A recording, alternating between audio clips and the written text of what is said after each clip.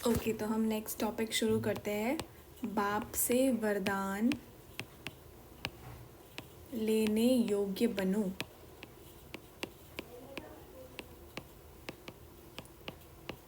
बाप से वरदान लेने योग्य बनो।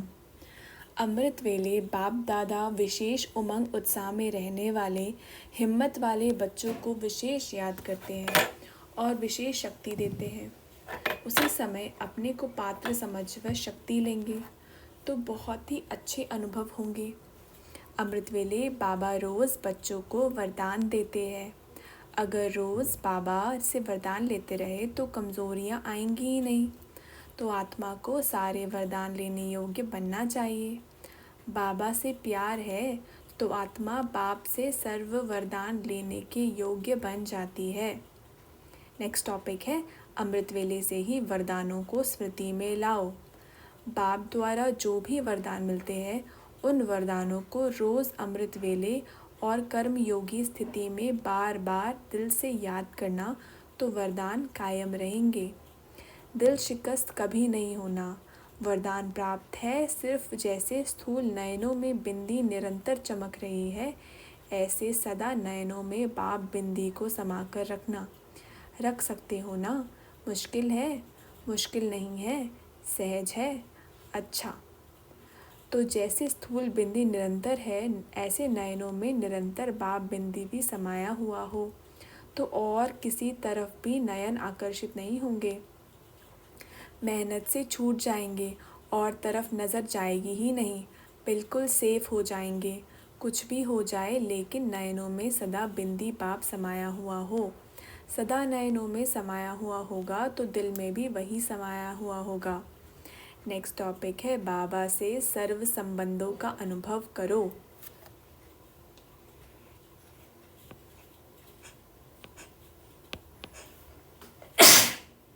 Excuse me.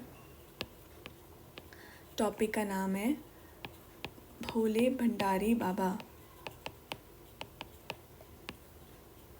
अमृत वेले बाप दादा विशेष बच्चों के प्रति दाता के स्वरूप और मिलन मनाने के लिए सर्व संबंधों के स्नेह संपन्न स्वरूप सर्व खजानों से झोली भरने वाले भोले भंडारी के रूप में होते हैं। उस समय जो भी करना चाहो, बाप को मनाना चाहो, रिझाना चाहो, संबंध निभाना चाहो, सहज विधि का अनुभव चाहो, सर्व विधियाँ और सिद्धियाँ सहज प्राप्त कर सकते हो। प्राप्ति के भंडार देने वाला दाता सहज ही प्राप्त हो सकता है। सर्व गुणों की खाने, सर्व शक्तियों की खाने बच्चों के लिए खुली है। नेक्स्ट टॉपिक है हर संबंध का सुख लो और नष्टो मोहा बनो।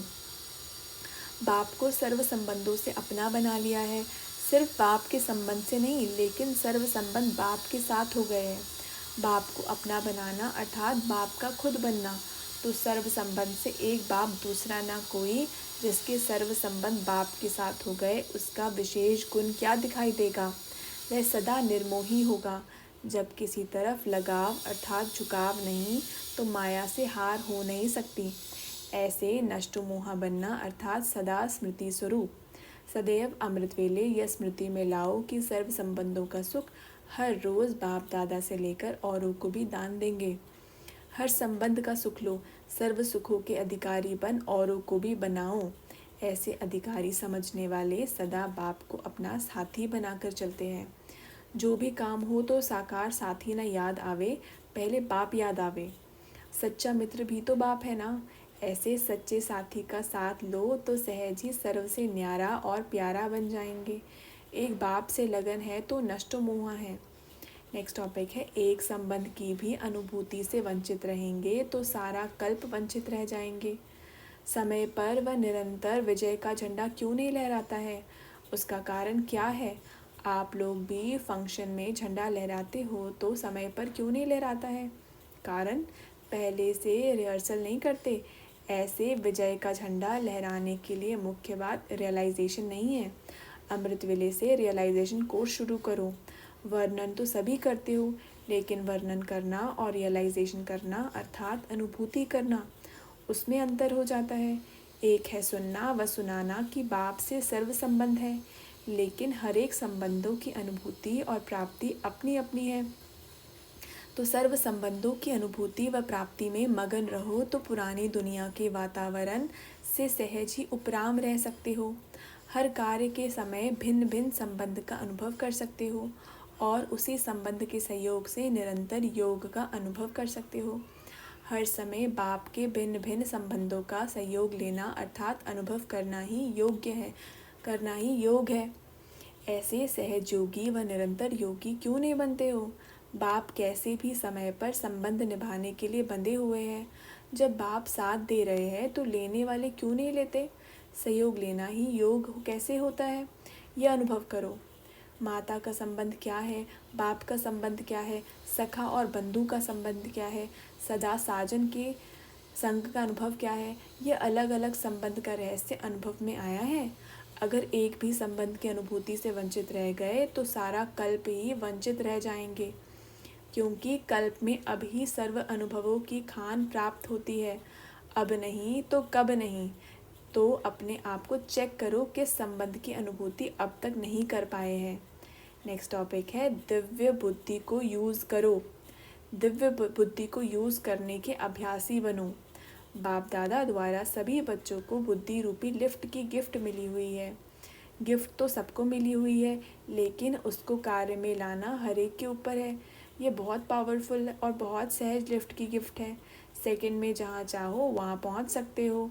यह वंडरफुल लिफ्ट तीनों लोकों तक जाने वाली है। लिफ्ट द्वारा जितना समय जिस लोक का अनुभव करना चाहो उतना समय वहाँ स्थित रह सकते हो। इस लिफ्ट को विशेष यूज़ करने की विधि है अमृत वेले केयरफुल बन।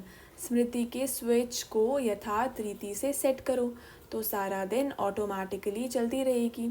सेट करना तो आता है ना, अच्छी तरह से अभ्यासी हो ना। दिव्य बुद्धि रूपी लिफ्ट सारे दिन में कहाँ अटकती तो नहीं है। यह लिफ्ट सिर्फ संगम युग पर ही प्राप्त होती है। नेक्स्ट टॉपिक है रूहानी ड्रिल का अभ्यास करो।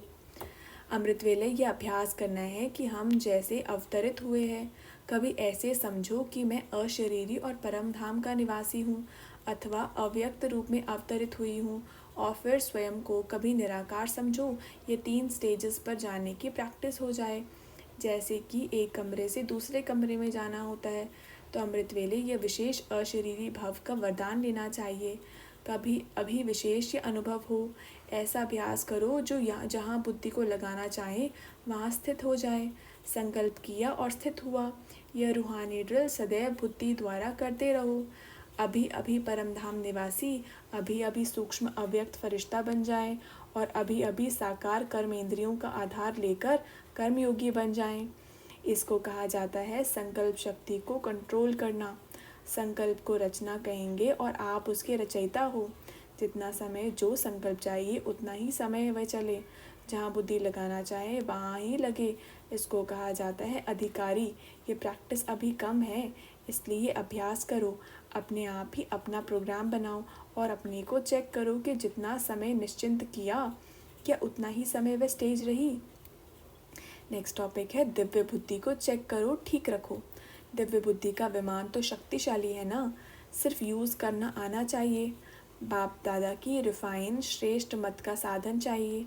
जैसे आजकल रिफाइन से भी डबल रिफाइन चलता है ना, तो बाप दादा का यह दिव्य बुद्धि डबल रिफाइन साधन है।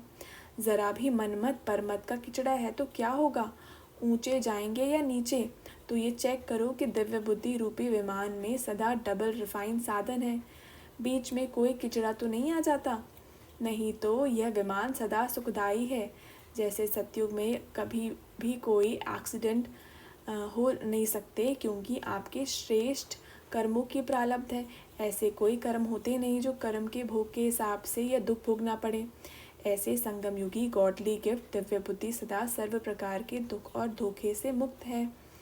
दिव्य बुद्धि वाले कभी धोखे में आ नहीं सकते, दुख की अनुभूति कर नहीं सकते, सदा सेफ है, आपदाओं से मुक्त है।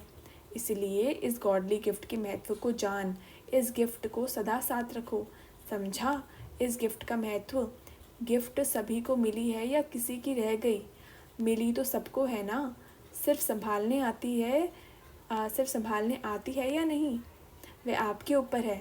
सदा अमृत वेले चेक करो, ज़रा भी कमी हो तो अमृत वेले ठीक कर देने से सारा दिन शक्तिशाली रहेगा। अगर स्वयं ठीक नहीं कर सकते हो तो ठीक कराओ, लेकिन अमृत वेले ही ठीक कर दो। नेक्स्ट टॉपिक है मनन शक्ति द्वारा शक्तिशाली बनो।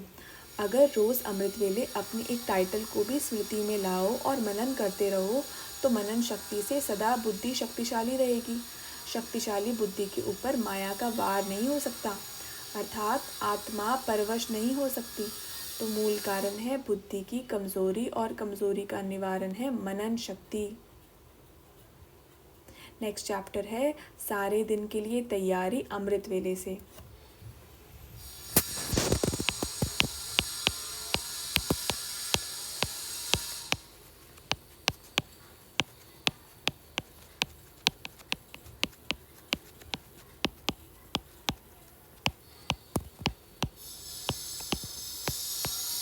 इसको हम नेक्स्ट